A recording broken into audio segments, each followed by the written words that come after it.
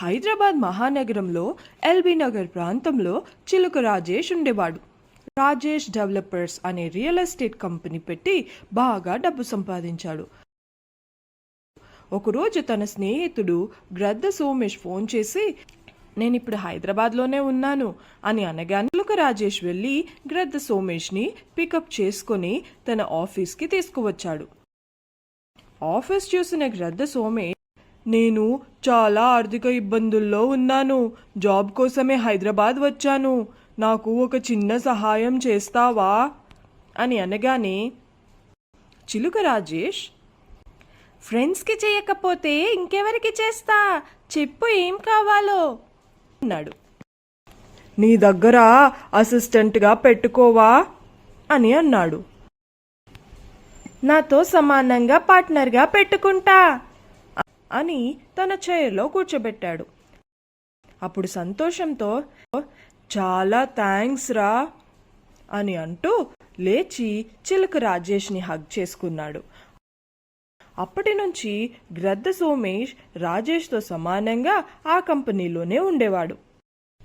కొన్ని రోజులు గడిచాయి. గ్రద్ద సోమేష్ సొంతగా ఇల్లు, కారు, బంగ్లాలు కొనుక్కున్నాడు.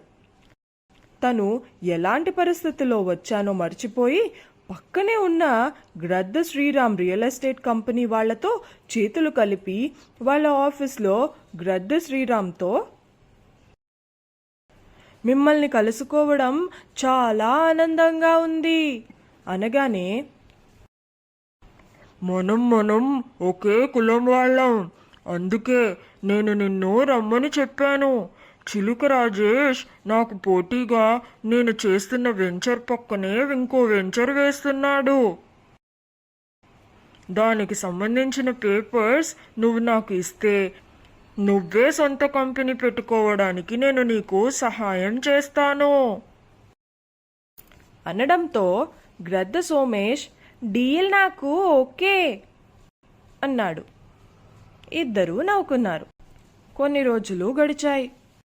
గ్రద్ద సోమేష్ కొత్త కంపెనీ పెట్టాడు. చిలుక రాజేష్ కంపెనీ అప్పుల ఊబిలోకి వెళ్ళిపోయింది. చిలుక రాజేష్కి స్నేహితుడే మోసం చేశాడు అని అర్థమైంది. ఏం చేయాలో తెలియని పరిస్థితిలో ఆత్మహత్య చేసుకుందామనుకుని ఇంట్లో సీలింగ్ ఫ్యాన్కి ఉరివేసుకుని చనిపోదామని ప్రయత్నం చేస్తూ ఉండగా పావురం దేవత ప్రత్యక్షమై, రాజేష్, సమస్యలకి చావు ఎప్పుడూ పరిష్కారం కాదు, నువ్వు బ్రతికి నీ స్నేహితుడికి స్నేహం విలువ తెలిసేలా చేయి, నీలాంటి మంచివాడు ఎప్పుడూ చనిపోకూడదు అని చెప్పి, నీకు ఎప్పుడు కావాలంటే అప్పుడు డబ్బులు వచ్చే మనీ ఏటీఎంని ఇస్తున్నాను అని అనగానే మనీ ఏటీఎం అక్కడ కనిపించింది. అప్పుడు చిలుక రాజేష్ ఆశ్చర్యపోయి అలాగే చూస్తున్నాడు. పావురం దేవత మాయమైంది.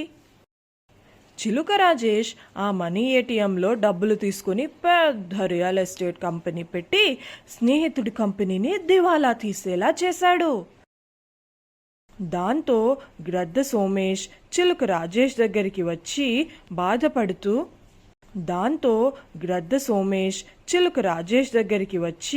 బాధపడుతూ, నేను క్షమించరాని తప్పు చేశాను, దయచేసి నన్ను క్షమించు అని వెళ్ళిపోతుండగా చిలుక రాజేష్ స్నేహితుడి చేయి పట్టుకుని ఆపి, డబ్బు, మనిషి ఎప్పుడూ శాశ్వతం కాదు, విలువలు మాత్రమే శాశ్వతం. సోమేష్ని హగ్ చేసుకున్నాడు. అప్పటి నుంచి నీది నాది అనే ఎలాంటి భేదం లేకుండా చనిపోయే వరకు కలిసే ఉన్నారు.